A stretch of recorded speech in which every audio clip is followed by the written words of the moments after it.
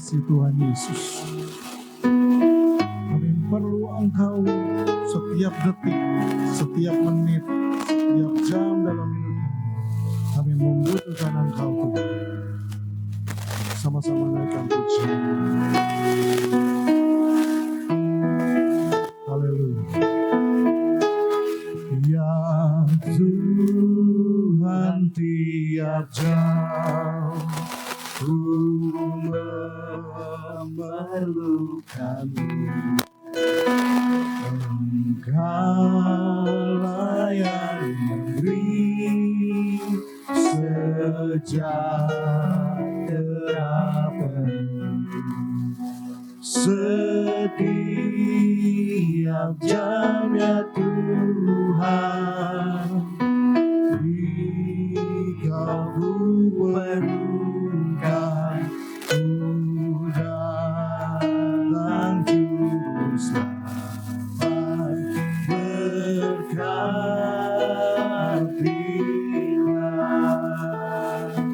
Kembali naikkan pujian. Ya Tuhan, tiap jam kami perlu Engkau.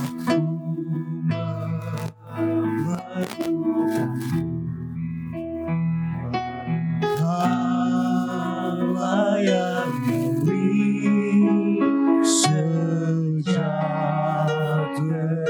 penuh. Setiap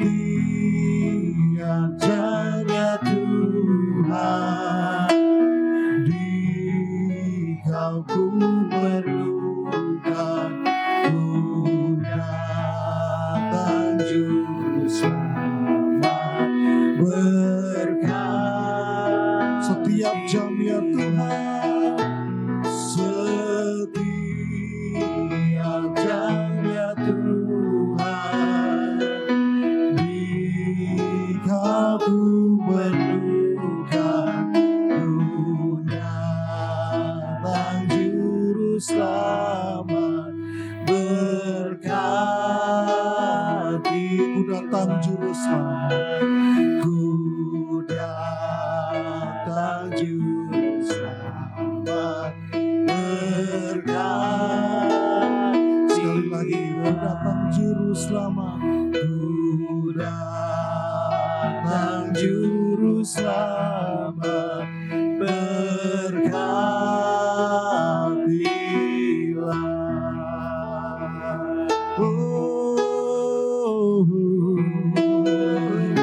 Kami datang ya Tuhan, bawa syukur kami bawa semua kami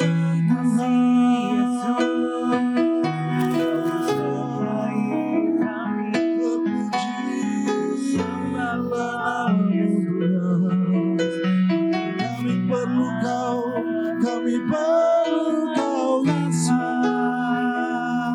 Haleluya.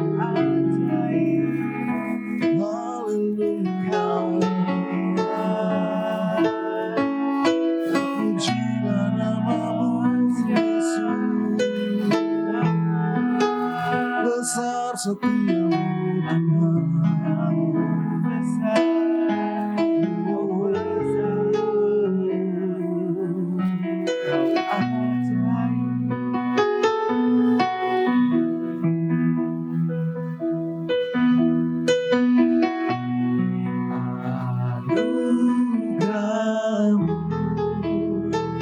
Melimpah bagiku selalu baru di setiap waktu. Kebenaran-Mu dan perkenangan-Mu mengikutiku.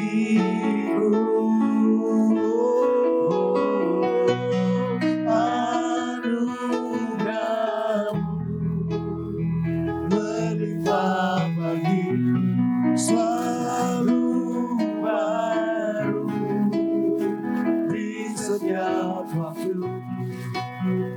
Kebenaran-Mu dan perkenanan-Mu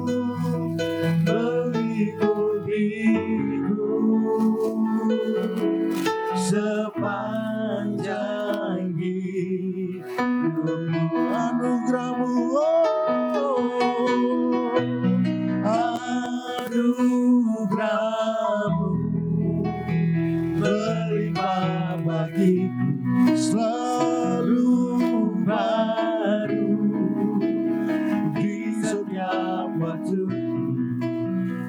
Kebenaran-Mu dan perkenanan-Mu mengikutiku.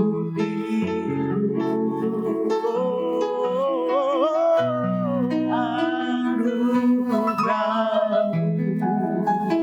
melimpah bagiku, selalu baru di setiap waktu.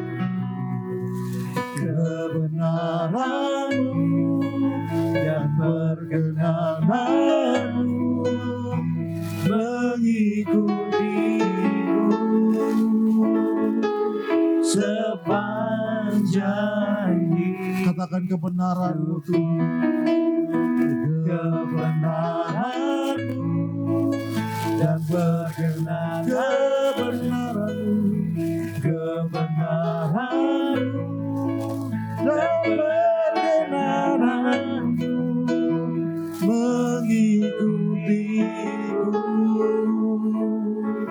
sepanjang hidup.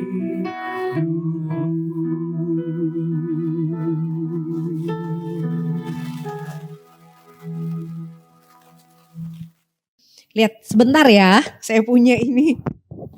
Bentar. Thank you, Jesus. Haleluya. Ya, kita siang hari ini akan dalam waktu yang gak banyak, kita akan mendengarkan firman Tuhan. Dan saya memberikan judul waiting time. Ya, saya beri waiting time, yaitu apa saudara? Waiting time, waktu menantikan. Ya, siapa di sini yang tidak pernah menanti? Betul ya saudara, di dalam hidup kita dari kecil sampai kita saat ini pun kita hidup selalu ada penantian demi penantian. Amin saudara. Waktu kita masih ingin punya anak, ya kita harus hamil berapa bulan? 9 bulan. Setelah 9 bulan baru ada anak ya saudara ya. Kalau orang mau bikin SIM harus nunggu kapan? Sampai umur 17 tahun ya saudara ya. Apalagi kalau Anda ke dokter. Bisa langsung nyelonong gak ketemu dokternya? Gak bisa kan? Kita harus nunggu dulu, ambil nomor, nanti nomornya baru dipanggil. Ya saudara ya. Jadi di dunia ini kita hidup dari menunggu kepada menunggu. Ya, nah tapi anehnya ya orang-orang Kristen ini kalau suruh menunggu Tuhan tuh gak bisa. Betul gak saudara? Kalau nunggu janji Tuhan, kelamaan, langsung komplain sama Tuhan. Tuhan kok lama banget? Janjimu mana Tuhan gitu ya. Tapi kalau di dunia ini padahal kita udah dilatih oleh Tuhan bahwa kita harus belajar untuk menunggu. Katakan menunggu. Ya, jadi harusnya kita punya skill untuk menunggu ini. Nah, di dalam Alkitab juga kita juga banyak melihat ya saudara, para pahlawan-pahlawan iman gak ada yang menerima janji Tuhan itu langsung terjadi. Amen. Nah contohnya Daud ketika dia diurapi kurang lebih umur 13 atau 14 tahun. Kapan dia menjadi raja? Waktu dia usia 30 tahun saudara. Dia harus menunggu berapa tahun? 17 atau 16 tahun. Lalu apalagi saudara? Abraham diberi janji oleh Tuhan untuk menerima keturunan. Dia harus menunggu berapa tahun? 25 tahun ya saudara, coba bayangin. Siapa lagi? Yusuf. Menerima mimpi waktu dia umur 13 tahun. Kapan dia jadi raja benar-benar jadi wakilnya Firaun? Waktu dia umur 30 tahun. Nunggunya berapa? 17 tahun. Jadi di dalam kekristenan, di dalam kita mengikut Tuhan, menantikan Tuhan itu adalah wajar. Katakan wajar. Karena Tuhan segala sesuatunya punya maksud. Ya, saudara, kita dalam keikut Tuhan, kita mengikuti Tuhan, kita bukan jalan jadi orang Kristen. Amen. Kita adalah pengikut Kristus. Kita adalah murid-muridnya Tuhan Yesus. Artinya apa? Kita mengikuti cara hidupnya Yesus. Amen. Nah, jadi kita perlu untuk belajar kenapa Tuhan izinin ada waiting time ini. Ya, kita lihat. Mari kita buka baca ayat ini sama-sama. Haleluya, saya percaya ini semua pahlawan-pahlawan iman. Amin ya saudara. Kita baca dengan kuat. 1, 2, 3.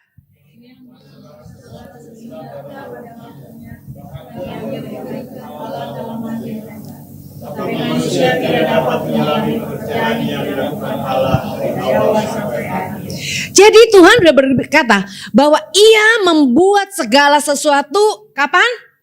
Indah pada waktunya. Ya, kita pengkhotbah berkata indah pada waktunya.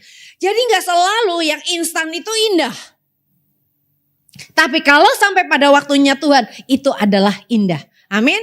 Nah, satu di pengkhotbah itu kita lihat kalau ayat 1 sampai ayat yang ke-8 dia ada waktunya, segala sesuatu ada masanya untuk apapun di bawah langit ada waktunya. Ada waktu lahir, ada waktu meninggal, ada waktu menanam, ada waktu mencabut dan seterusnya.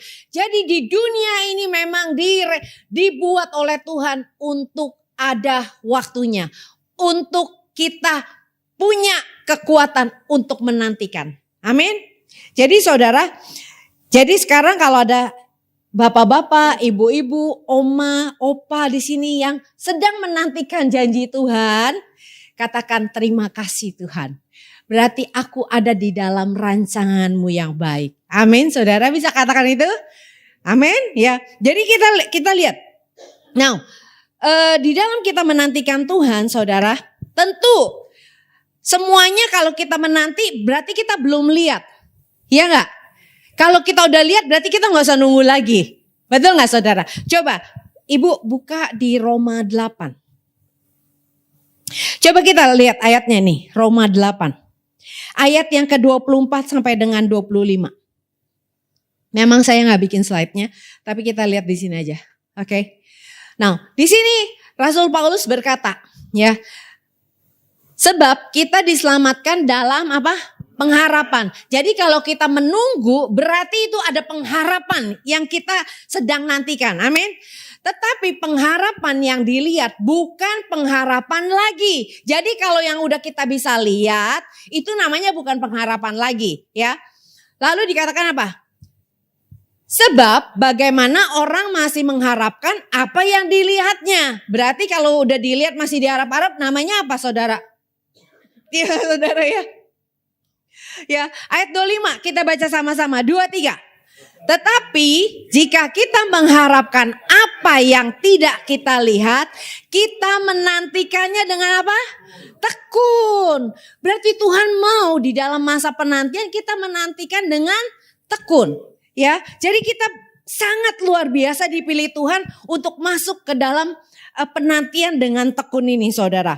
Ya, nah. Jadi kalau kita belum bisa lihat, berarti Tuhan maunya kita hidup dengan iman. Iman adalah dasar segala sesuatu yang kita harapkan dan bukti dari segala sesuatu yang tidak kita lihat. Berarti hidup bersama Tuhan gak mungkin gak pakai iman. Makanya dibilang kalau tanpa iman tidak berkenan. Amen. Nah kemarin saudara saya lihat di TV ini. Saya lihat di TV wawancaranya Daniel Mananta dengan Devi Anastasia. Saya di situ benar-benar hati saya hancur ya. Ngelihat ada orang hidup yang sebenarnya dia harusnya bisa jadi gila. Tapi justru karena Tuhan dia hari ini menjadi orang yang bisa menjadi berkat buat banyak orang. Benar saudara. Ya di mana orang tuanya itu mamanya dibunuh sama papanya. Dan papanya juga akhirnya meninggal pada saat dia masih kecil. Sampai dia istrinya apa saudara? Kabur dari masalah. Padahal mereka itu adalah orang-orang Kristen. Papa mamanya itu adalah majelis di gereja saudara. Jadi saya mau katakan siapapun yang pelayanan termasuk saya. Itu gak kebal saudara. Ya gak kebal dari dosa. Kalau kita nggak punya keintiman dengan Tuhan, kalau kita tidak mengenal siapa yang kita sembah, saudara, mau pelayanan Anda begitu hebatnya, tapi one day you will fall. Kita akan bisa jatuh, saudara. Kenapa? Karena kita tidak mengenal siapa yang kita layani. Nah, waktu si Devi ini ditanya, kapan kamu kenal Tuhannya? Ya gak tahu lah, pokoknya ya dia jawab dia gak pernah sesuatu yang spesifik. Bahwa dia benar-benar dari masa kecilnya dia bisa kenal Tuhan. Walaupun dia dari kecil dibawa ke sekolah minggu. Tapi ada satu hal yang dia bilang gini. Bawalah anak-anak kita selalu ke sekolah minggu. Biar gimana itu firman yang ditanamkan dari sejak masa kecil. Itu tetap membuat dia bisa balik waktu dia lagi melenceng. Tapi dia bisa tetap ingat kembali kepada Tuhan. Jadi di situ saya lihat bahwa Tuhan itu adalah dahsyat. Pada saat dia gak punya pengharapan, pada saat dia di titik terendah, dia cuma bilang gini, terserah deh Tuhan, lu mau bikin gua mati, terserah. Tapi gua udah gak punya apa-apa. Pada saat di titik dia berkata begitu saudara, tiba-tiba dia bisa melihat harapan. Siapa yang bisa mendatangkan harapan saudara? Cuma Tuhan. Dia bilang gini, saya pikir saya tahu loh apa artinya mengandalkan Tuhan. Sampai di titik terendah di mana dia udah gak punya apa-apa. Yang benar-benar dia udah merasa seperti mau mati. Dia baru tahu apa artinya mengandalkan Tuhan. Jadi kita saudara banyak orang Kristen yang katanya bilang kata punya iman. Saya punya iman. Sampai di titik terendah itu baru Anda tahu bahwa Anda sebenarnya punya iman atau enggak. Ya saudara, jadi mari kita hiduplah benar-benar dengan iman. Nah, saya ketika merenungkan ini saudara, kata iman, tiba-tiba saya dapat dapat kayak gini nih saudara. Iman ya saudara ya, saya bikin singkatan ya. Di dalam kita hidup dengan iman, kita perlu 4 unsur ini sebenarnya. Ya, 1 apa? Intim dengan Allah. Ya betul gak saudara? Ada gak orang iman gak intim sama Tuhan? Enggak, itu cuma apa kata orang. Kalau kita bilang saya beriman dengan Tuhan, saya punya iman, tapi gak pernah punya hubungan pribadi dengan Tuhan. Nanti kalau ditanya, kata orang, Yesus tuh mati buat saya. Kata Pak Pendeta Hari, Yesus tuh mengasihi saya. Tapi bukan apa kata kamu. Ya, yang kedua apa?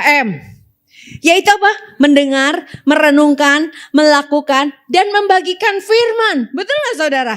Kita harus hidup ini menjadi gaya hidup kita. Mendengar, merenungkan, melakukan, dan membagikan firman. Jangan angkat tangan. Siapa yang sini tiap hari? Serius baca Alkitabnya? Wih, hebat di belakang tuh ya saudara ya. Ya, siapa yang udah baca dari kitab Kejadian sampai Wahyu berkali-kali? Itu bukan prestasi saudara. Karena itu bukan keharusan. Saya ingin nyatakan saudara, doa dan baca firman itu bukan keharusan. Tapi itu adalah kesukaan. Amin saudara. Karena kita bukan melakukan agama. Kalau agama kita berusaha cari Tuhan. Tapi kita di dalam kekristenan adalah hubungan. Katakan hubungan. Berarti kalau kita punya hubungan, kita suka dengan orang yang kita hubungi. Kita suka dengan ngobrol sama suami kita. Kita suka ngobrol dengan anak-anak kita. Betul gak saudara? Amin. Jadi makanya iman perlu tadi mendengar, merenungkan, melakukan dan membagikan firman. Kalau dapat firman, dapat rema dari Tuhan, jangan keep sendiri. Jangan simpan sendiri. Coba ketik-ketik bagi temennya. Tanya Roh Kudus, ini firman kira-kira saya bisa bagiin siapa ya? Amin. Jadi jangan keep sendiri. Nanti jadi laut mati. Kalau Anda tahu banyak, gak bagi-bagi, terlalu asin. Atau jadi gendut. Ya saudara ya, gendut susah bergerak. Tapi Tuhan mau kita benar-benar menjadi berkat. Amen. Ya saudara, yang ketiga apa? Andalkan dan hidup dalam anugerah Allah. Kita diselamatkan bukan hanya oleh anugerah Allah aja, tapi oleh anugerah Allah dan iman. Amin. Jadi kita hidup bersama dengan Tuhan Yesus perlu hidup dari anugerah kepada anugerah. Amin. Yang keempat, nantikan waktunya Tuhan. Di dalam kita mengiring Tuhan, ada yang keempat yaitu nantikan waktunya Tuhan. Bohong banget kalau orang bilang hidup dengan iman, oh mulus. janjinya selalu mulus gitu. Enggak. Saya percaya setiap orang yang jalan sama Tuhan pasti akan ngalamin yang N ini. Amin saudara. Now next. Now saya mau lihat, kita akan buka ayat ini. 2 Petrus 5 ayat 1 sampai dengan 8. Kenapa sih Tuhan kasih kita nunggu-nunggu ya. Kita kan hidup di era instan ya saudara ya. Mie instan. Kopi instan. Apa lagi? Bubur instan. Dapat duit mau instan. Makanya kemarin di COVID banyak yang rakus kan. Banyak yang serakah kan. Orang yang punya duit. Banyak yang ditipu. Lewat robot lah. Ya saudara ya. Lewat teman-teman kami ada yang ditipu lewat apa? Katanya masukin itu masker. Itu bisnisnya di Singapura. Akhirnya mereka masukin uang lebih daripada 10 M. Ada yang 20 M, ada yang 100 M saudara. Tapi ternyata bohong. Cuma awal-awal doang dikasih untungnya. Supaya pemanis. Setelah masukin uang lebih dalam lagi. Lebih dalam ternyata enggak ada. Sampai hari ini di Singapura mereka sedang masuk pengadilan. Jadi saudara, enggak ada yang instan itu yang bagus. Mie instan bikin kita cepat mati loh. Ya benar gak saudara? Ya kan? Semua yang instan bikin cepat kita mati. Ekonomi kita juga cepat mati. Kenapa? Serakah. Nah jadi kita lihat yuk kenapa ya Tuhan kasih kita waktu yang menunggu. Saya akan bacakan 2 Petrus 1 ayat 1 dengan 8. Saya bacakan sampai ayat 4 dulu ya. Dari Simon Petrus, hamba dan rasul Yesus Kristus. Kepada mereka yang bersama-sama dengan kami memperoleh iman oleh karena keadilan Allah dan juru selamat kita Yesus Kristus. Kasih karunia dan damai sejahtera melimpahi kamu oleh pengenalan akan Allah dan akan Yesus Tuhan kita. 3. Karena kuasa ilahinya telah menganugerahkan kepada kita segala sesuatu yang berguna untuk hidup saleh oleh pengenalan kita akan Dia yang telah memanggil kita oleh kuasanya yang mulia dan ajaib. Yang 4, dengan jalan itulah Ia telah menganugerahkan kepada kita janji-janji yang berharga dan yang sangat besar. Supaya olehnya kamu boleh mengambil bagian dalam kodrat ilahi dan luput dari hawa nafsu duniawi yang membinasakan dunia. Jadi Bapak Ibu yang dikasihi oleh Tuhan. Dikatakan di sini kita semua itu bersama-sama dengan para rasul memperoleh iman.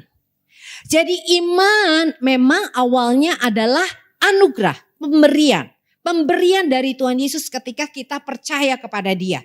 Amin saudara. Oleh karena kita percaya kepada Tuhan Yesus, kita dibenarkan. Jadi kebenaran kita di hadapan Allah, kita bisa berdoa kepada Bapa, kita bisa worship tadi kepada Bapa. Oleh karena pekerjaan Yesus di kayu salib. Nah sebentar lagi kita akan memperingati apa? Jumat Agung ya saudara ya. Kita akan memperingati kematian Yesus. Jadi oleh karena Yesus itulah kita dibenarkan. Amen. Iman kita oleh karena semata-mata karena Yesus. Katakan amin. Ya. Nah, waktu kita terima iman, saudara, dikatakan di situ kita juga menerima kasih karunia dan damai sejahtera. Ya. Roma 11 ayat 36 katakan apa? Segala sesuatu dari Dia. Terus kita jalanin bersama Dia. Lalu kita memberikan kemuliaan kepada Dia. Jadi segala sesuatu selalu dimulai dari Allah. Dan Allah mau ketika kita telah menerima iman, ketika kita terima keselamatan, kita juga menjalaninya bersama siapa? Bersama Dia. Amen. Supaya apa? Pada akhirnya Tuhanlah yang dimuliakan. Jadi pada akhirnya nanti saudara-saudara yang dikasih oleh Tuhan Yesus, gak ada kita semua bisa berdiri di hadapan Bapak bilang gini, Tuhan, gue udah melayani kamu loh Tuhan. Saya khusus sekolah Alkitab Tuhan. Buat ngelayanin Tuhan. Sekarang mana? Apa? Seperti Petrus juga ngomong, saya udah tinggalin semuanya. Saya akan terima apa nih? Gak ada satu orang pun yang bisa membanggakan dirinya di hadapan Allah. Sebab segala sesuatunya kita jalani bersama dengan Dia. Dia berikan rohnya pada saat kita percaya kepada Tuhan Yesus, menerima darahnya, dan kita melahirkan baru tadi lagu tadi ya. Kita dilahirkan baru, makanya sekarang kita menjadi bait Roh Kudus. Di mana roh Allah tinggal di dalam kita. Coba pegang dadanya. Aduh, saya punya Roh Kudus. Jadi Anda itu bukan hidup semata-mata sebagai manusia, tapi adalah manusia Allah. Karena apa? Kita ini punya Roh Kudus dan Roh Kudus diam di dalam kita. Amin saudara.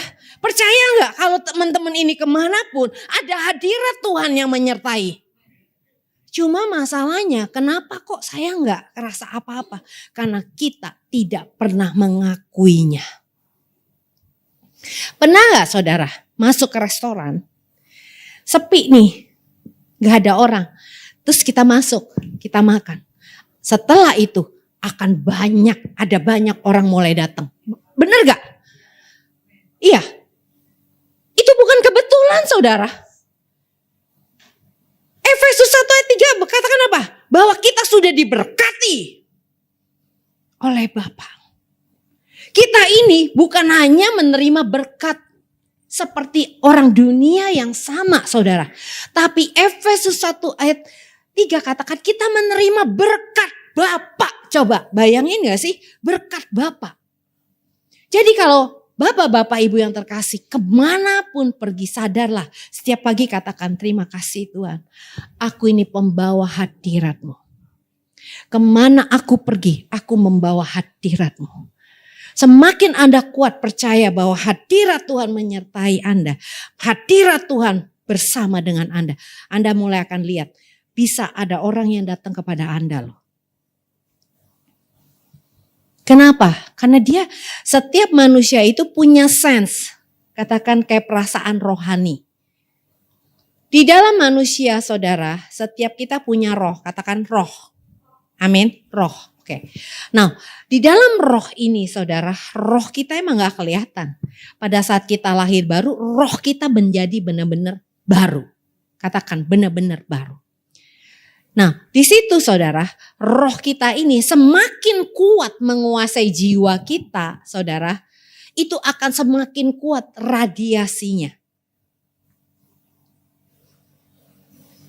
Jadi makanya ketika kita semakin berserah kepada Tuhan Yesus, semakin pikiran kita ditaklukkan kepada Tuhan, semakin pikiran kita diselaraskan, Roh Kudus di dalam kita semakin menguasai kita.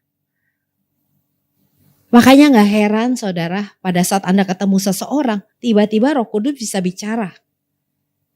Waktu saya duduk di situ, saya merasa sesek loh saudara.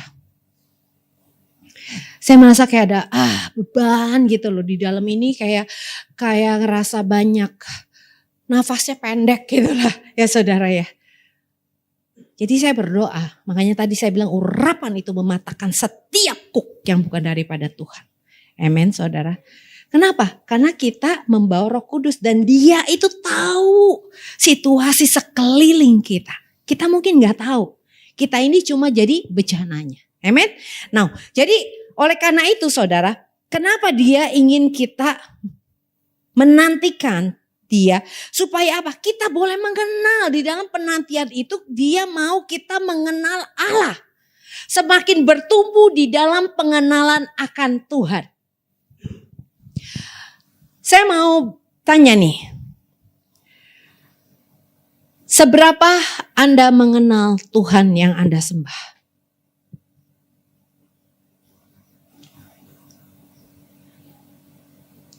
Itu ketahuannya pada saat kita dalam kondisi tertekan. Kita baru tahu sebenarnya kita kenal Tuhan atau tidak. Kita dapatnya dari mana? Dari pilihan-pilihan, respon-respon yang kita berikan pada saat kita di dalam kondisi tertekan. Kayak si Devi tadi, tunggu dia sampai udah kayak mau mati, baru dia bilang berseru sama Tuhan. Oke, terserah Tuhan. Kita nggak perlu sampai tunggu sampai kita mau mati, saudara. Saya jujur juga saudara, baru ketemu sama Jehovah Jireh. Pada saat di rekening saya cuma ada 20.000, saudara. Saya udah gak kerja, udah melayani Tuhan full time. Anak masih bayi, cuma punya uang 20.000. Di situ saya baru tahu, gue pikir gue mengandalkan Tuhan. Ternyata saya khawatirnya ampun saudara. Sampai rasanya udah kayak malu gitu loh saudara. Ada satu malu yang benar-benar menekan hidup saya. Ada salah suara yang bilang katanya lu diberkati. Mana? Ada intimidasi demi intimidasi yang membuat saya bisa kayak mendengar suara itu begitu jelas. Tapi di situ saya bersyukur. Bahwa di situ kita bertumpah dengan Jehovah Jireh. Di situ dia ngajarin bagaimana menabur. Di situ dia ngajarin apa artinya membayar persepuluhan. Jujur saudara, kalau kita gak pernah ngalamin dalam tekanan itu, kita gak akan mengalami perjumpaan dengan Allah itu sendiri. Memang itu dirancang oleh Tuhan. Karena manusia itu selalu punya apa? Pikiran pemberontak. Karena kita bawa dosa bawaan ya saudara ya. Ada kebiasaan-kebiasaan bawaan dari nenek moyang kita. Memberontak dari Allah. Ya jadi kenapa? Tuhan izinin kita untuk menantikan. Dari ayat 1 sampai dengan 4 Tuhan mau kita semakin mengenal Allah. Kita mengalami Yesus. Kita mengalami Allah. Ya saudara. Yang kedua, dia juga mau kita. Di saat menantikan itu saudara, dikatakan dia memanggil kita dengan kuasanya. Seperti tadi, kita menerima Yesus dan sekarang Roh Kudus tinggal di dalam kita. Roh Kudus yang tinggal di dalam kita itu full power. Katakan full power. Sangat penuh kuasa. Oleh karena itu Tuhan bilang, tidak ada kekuatan musuh pun yang bisa membahayakan kita. Lukas 10 ayat 19 katakan apa? Kamu bisa mengunjak ular dan kalajengking. Kenapa? Karena Roh Kudus tinggal di dalam kita. Dia memberikan kita kuasa dan otoritas atas musuh-musuh. Tapi masalahnya, do you believe? Percaya gak? Kok ngeliat orang kesurupan langsung kayak kita juga kesurupan. Aduh gimana nih gitu ya saudara. Gak berani tengking. Gak berani berkata dalam nama Yesus keluar dari orang ini. Padahal Markus 11 katakan tanda-tanda orang percaya apa? Salah satunya mengusir setan dalam namanya. Jadi di dalam kita ada kuasa yang Roh Kudus bawa. Makanya dibilang kuasa ilahi. Yang membuat kita Roh Kudus itu bukan hanya memberikan kuasa buat kita pelayanan. Tapi Roh Kudus membuat di dalam kita. Kita mengambil kodrat ilahi. Kita yang lahir baru diberikan saudara karakter Kristus di dalamnya. Percaya gak? Tapi kok saya begini sih Priscilla? Saya gampang marah. Kok saya pelit sih? Kan kalau Roh Kudus, kalau karakter Allah apa? Kasih, sukacita. Kok saya orangnya betean? Kok saya orangnya baperan? Ya karena kamu gak pernah aktifin. Gak pernah tahu bahwa di dalam kita itu ada karakter ilahi. Nah oleh karena itu di masa penantian itu Tuhan mau lewat Roh Kudusnya kuasa ilahi itu membuat kodrat ilahi dalam kita keluar. Amin. Ya oke. Terus kita mesti ngapain nih Pris kalau lagi-lagi nunggu? Gampang baca aja ayat 5 sampai 7. Saya bacain ya. Ayat 5. Justru karena itu kamu harus sungguh-sungguh berusaha untuk menambahkan kepada apa? Imanmu kebajikan. Saudara, Bapak Ibu terkasih, Cece, Meme semuanya. Kita bukan gak cukup cuma ngaku-ngaku. Saya pengikut Yesus. Saya pengikut Yesus. Pada saat ada orang susah. Tak kebiasaan. Ada orang sakit. Biarin aja Gue takut, ntar gue ditipu lagi. Ngerangkap gak sih saudara? Tapi Tuhan katakan, Justru kamu harus berusaha untuk menambahkan imanmu apa? Kebajikan. Ada sesuatu yang harus kita lakukan. Iman memang gratis ya saudara ya. Keselamatan kita apa? Gratis. Tapi ini adalah paradoks Injil. Katakan paradoks. Di dalam kita menerima yang gratis, tapi at the same time pada saat yang sama juga kita terikat covenant dengan Allah. Di mana kita ada tanggung jawab. Jadi ketika Anda bilang, lu udah selamat ya, lagi nungguin surga ya. Salah. Kau cuma nungguin surga saudara. Nanti ada banyak orang doain, lu cepat mati aja, mau? Iya dong, kalau surga kan bukan di bumi. Siapa yang mau cepat ke surga? Angkat tangan. Kok gak ada ternyata, puji Tuhan. Semuanya mau apa? Menambahkan iman dengan kebajikan. Pak, dicatat nih Pak. Semuanya nanti pada pasti aktif melayani. Oke. Wow, saya senang nih. Oke. Dan kepada kebajikan pengetahuan. Makanya kenapa Anda rajin datang ke gereja mendengarkan? Diajar, diberikan firman. Diajar pengetahuan akan Tuhan. Supaya apa? Kita bertumbuh. Banyak orang yang gak tahu. Hosea katakan, umatku binasa karena mereka kurang pengetahuan. Lalu udah tahu nih sekarang udah tambah pengetahuannya. Kepada pengetahuan ada apa? Penguasaan diri. Itu apa? Buah roh saudara. Amen. Lalu habis penguasaan diri ngapain lagi? Kepada penguasaan diri ketekunan. Kapan ketekunan ini paling dibutuhkan? Pada saat Anda menderita. Pada saat kita menghadapi pencobaan. Pada saat kita dianiaya. Kita butuh bertekun di dalam situ. Amen. Roma 5 nanti Anda baca di situ. Pada saat kita dalam kesengsaraan, di situ ketekunan sedang dilatih oleh Tuhan. Karakter akan dimunculkan oleh Tuhan ketika kita berespon dengan benar. Amen. Ya, oke. Habis itu apa? Penguasaan diri. Udah bunyi nih. Penguasaan diri, habis penguasaan diri ketekunan, habis ketekunan apa? Kesalehan. Ya, Timotius katakan gini loh. Lu jangan pada latihan badan aja. Pada jalan kaki, siapa tiap hari jalan kaki? Nah bagus tuh. Juara. Tapi Tuhan bilang gak cukup. Latihan badan itu terbatas. Latihlah dirimu beribadah. Supaya apa? Hidup kita benar-benar menyatakan Kristus. Amen saudara. Jadi kalau tadi itu ibu worship leader mesti ayo dong angkat tangan, ketawa, smile. Masa itu mesti diajarin sih saudara? Bukankah Anda orang yang bersuka cita karena Anda punya Yesus? Amin saudara. Kita masuk ke dalam ibadah saudara itu udah siap. Kita dari rumah udah siap. Kita together will do mighty things. Anda percaya gak saudara? Kita beribadah di tempat ini. Bukan untuk kita dapat sesuatu loh. Mentalitas kita harus berubah. Kita datang ibadah untuk bersama-sama melakukan kehendak Allah di bumi ini. Waktu kita worship, hadirat Tuhan bukan hanya di sini doang loh. Kalau kita bersepakat, hadirat Tuhan bisa menguasai gedung ini. Amin saudara. Pada saat kita bersama-sama berkumpul, mendengarkan firman, Anda percaya gak? Kebenaran itu bisa mengalir.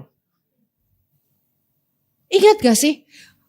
Waktu kelaparan di masa Elia. Dia bilang sama perwira, besok nih, ingat gak waktu itu kelaparan sampai mereka makan orang, sampai harga tai burung merpati itu harganya mahal, saudara. Tapi waktu nabinya bernubuat besok harga-harga akan turun. Tapi perwira yang ngobrol sama nabi itu bilang, gua nggak percaya. Ternyata apa benar gak saudara? Dia mati waktu harga-harga turun, dia diserbu dan dia mati, saudara. Dia tidak menikmati apanya. Anda tahu suaranya nabi itu sampai kepada 4 orang kusta. Nah gak sih perkataan kita, perkataan perkataan firman yang kita lepaskan dengan iman, dengan kuasa Tuhan, saudara, seperti perkataan Nabi itu bisa mengkaji, mengalir, dan akan menjamah orang yang tepat. Jadi jangan main-main, saudara. Dengan firman yang dilepaskan, dengan kuasa Allah, dengan iman, itu bisa menjamah orang sekalipun mungkin dia nggak ada di sini. Amin. Jadi yuk kita mulai melatih, kita mulai bertekun, lalu tambahkan kesalehan. Kesalehan apalagi ya saudara? Kasih kepada saudara-saudara. Lalu tingkatin lagi, kasih kepada semua orang. Amin. Jadi waktu menanti itu bukan waktunya untuk males-malesan. Colek kiri kanannya, jangan males. Amin. Waktu menanti itu justru waktu yang benar-benar kita harus aktif. Karena itulah waktu persiapan dari Tuhan. Oke, kita buka slide terakhir. Terakhir ya saudara. Saya ambil kesimpulan. Slide terakhir. Oke, saya tulis begini. Waktu penantian adalah waktu mengalami transformasi dalam roh, jiwa, dan tubuh kita. Waktunya belajar, berlatih, tetap aktif, bukan bermalas-malasan. Jadi kalau kita menantikan janji Tuhan, saudara, Tuhan bukan cuma suruh kita doa ngomel-ngomel di hadapan Tuhan. No, kita justru belajar mengenal Dia. Kita mulai berubah apa yang harus kita selaraskan dalam pikiran kita. Bagaimana kita harus hidup kayak tadi aktif, mulai lakukan kebajikan-kebajikan, mulai tekun membaca firman, mulai belajar melayani orang lain. Amin saudara. Di sini saya lihat semua orang-orang perkasa. Amin saudara. Jadi kalau dibilang orang perkasa, nggak aci kalau Anda diam aja, duduk diam aja. Amin. Mulai cari orang-orang yang Anda bisa layani. Di rumah, di pasar, dimanapun Anda pergi, Anda bisa melayani jiwa-jiwa. Amin. Oke, Bapak yang baik, kami bersyukur ya Bapak. Mari kita berdoa. Puji syukur Tuhan, kami panjatkan nama-Mu Tuhan, untuk setiap jemaat-Mu, untuk setiap penonton, untuk setiap netizen yang menyaksikan acara ini, acara mujizat zaman now ini, yang sakit Tuhan sembuhkan, karena Tuhan mau dan mampu menyembuhkan kami, karena nama Yesus ada di atas segala nama, ada di atas segala nama penyakit kami. Demikian juga usaha pekerjaan kami juga Tuhan berkati, karena Tuhan kaya menjadi miskin, agar kami menjadi kaya, agar kami diberkati.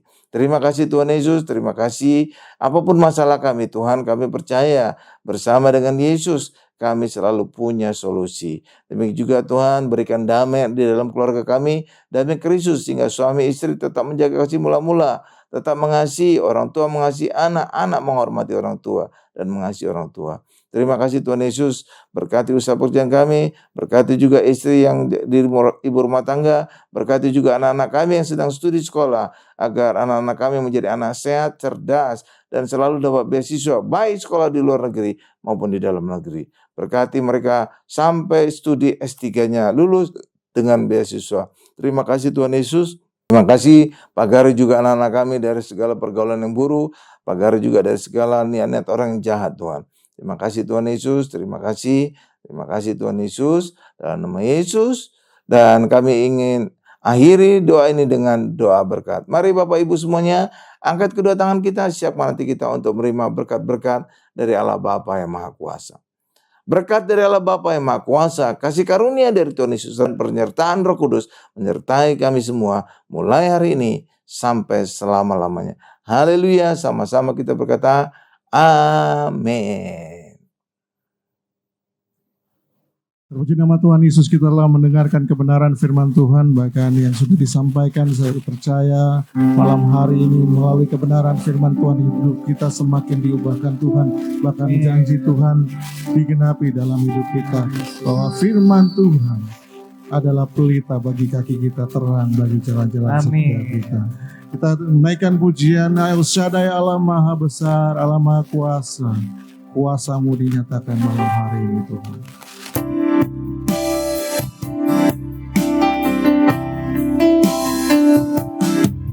El Shaddai, El Shaddai,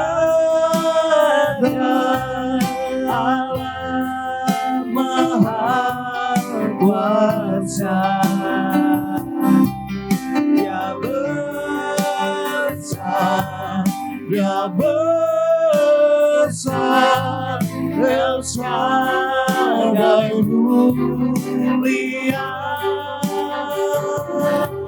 El Shaddai, El Shaddai, Allah Maha Kuasa, berkatnya melimpah, El Shaddai, berkatnya melimpah, berkatnya melimpah, El Shaddai.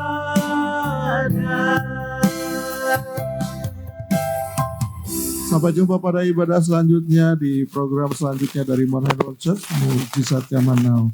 Tuhan Yesus memberkati setiap kita. Shalom.